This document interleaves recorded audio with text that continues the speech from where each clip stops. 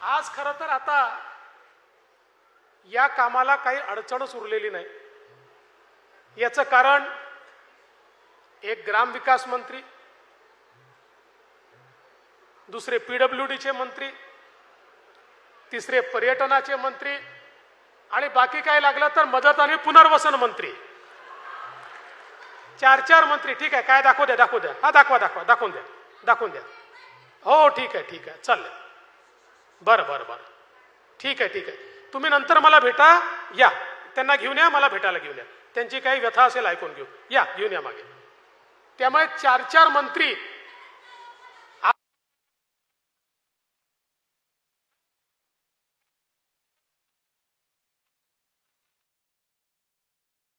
सांगावं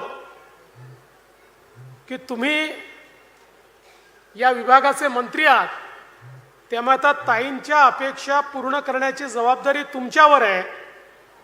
पण मी सांगायच्या आधीच जयकुमार भाऊंनी माझ्या मनातलं ओळखलं आणि या ठिकाणी सांगितलं की आमच्या सरपंच ताईंना पुढच्या कार्यक्रमामध्ये या मागण्या कराव्या लागणार नाहीत, त्या मागण्या निश्चितपणे या ठिकाणी पूर्ण होतील। खरं तर भुजबळ साहेबांनी नायगावच्या या विकासाचा इतिहास सांगितला।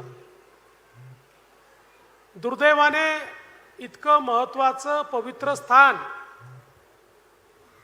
हे दुर्लक्षित राहिलं होतं, कुठेतरी खंडित होत होतं। आणि भुजबळ साहेबांच्या ते लक्षात आल्यानंतर त्याचं पुनर्निर्माण झालं पाहिजे, रिस्टोरेशन झालं पाहिजे, हा प्रयत्न त्यांनी सुरू केला। आणि भुजबळ साहेब, तुम्ही शेर म्हटला म्हणून मी शेर म्हणतो तुमच्याकरता, मैं अकेला ही चला था जानिबे मंजिल मगर लोग आते गए कारवा बनता गया। अशा प्रकारे जे काम तुम्ही सुरू केलं त्याच्यानंतर हळूहळू कारवा बनायला लागला आणि काम पुढे जायला लागलं। आज एक चांगलं स्वरूप हे आपल्याला या ठिकाणी पाहायला मिळतंय। पण मी तुमचं याकरता अभिनंदन करेन की तुम्ही हे ओळखलं की या ठिकाणी प्रेरणास्थळी तयार झाली पाहिजे आणि त्याची सुरुवात तुम्ही केली, याबद्दल निश्चितपणे मी तुमचं देखील मनापासून अभिनंदन करतो।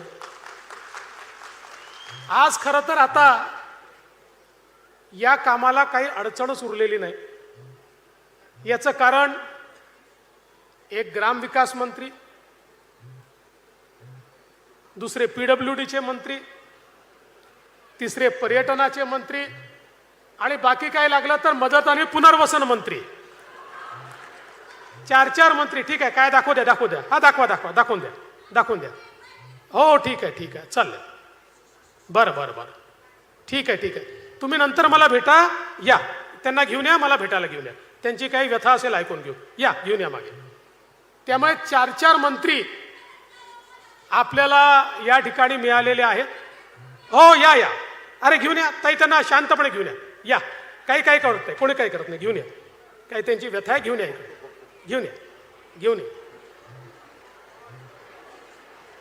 तर आता चार काही नाही, आपले ताई आहेत, त्यांचं काहीतरी निवेदन आहे, ठीक आहे।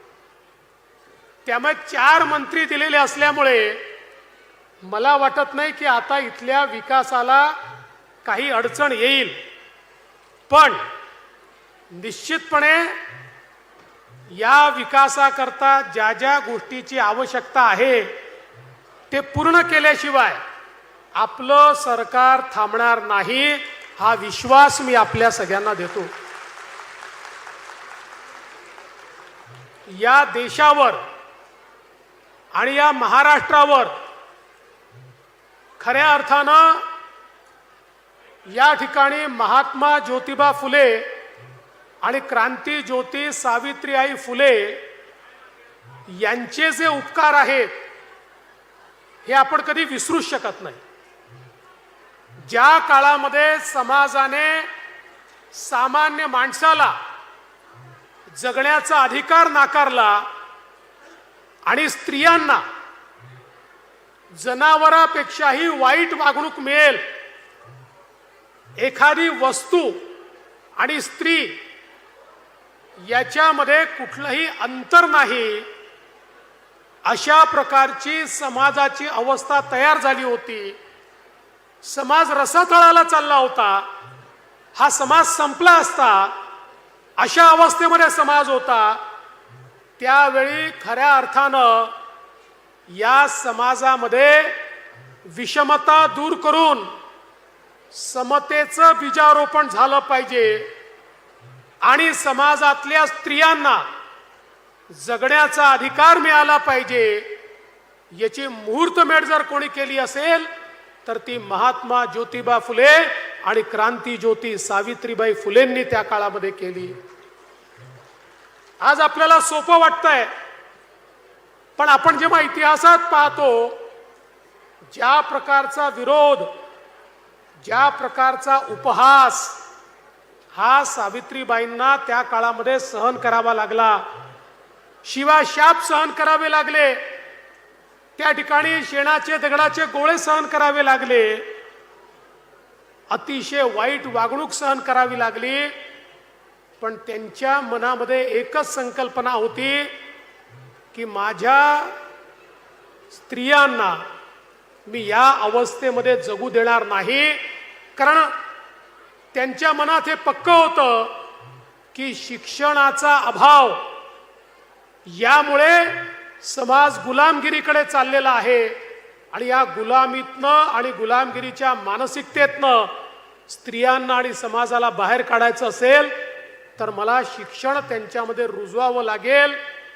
आणि महात्मा ज्योतिबा फुले हे हिमालयासारखे त्यांच्या पाठीशी उभे होते आणि त्यातनं खऱ्या अर्थानं स्त्री शिक्षणाचा विषय असेल किंवा विधवांच्या पुनर्विवाहाचा विषय असेल, केशवपनाची वाईट प्रथा बंद करण्याचा विषय असेल, ज्या ज्या प्रथा महिलांना महिला म्हणून जगण्याकरता त्या ठिकाणी थांबत होत्या, त्या सगळ्या प्रथांच्या विरुद्ध क्रांतीची ज्योती त्यांनी पेटवली आणि समाजामध्ये परिवर्तन करून दाखवलं.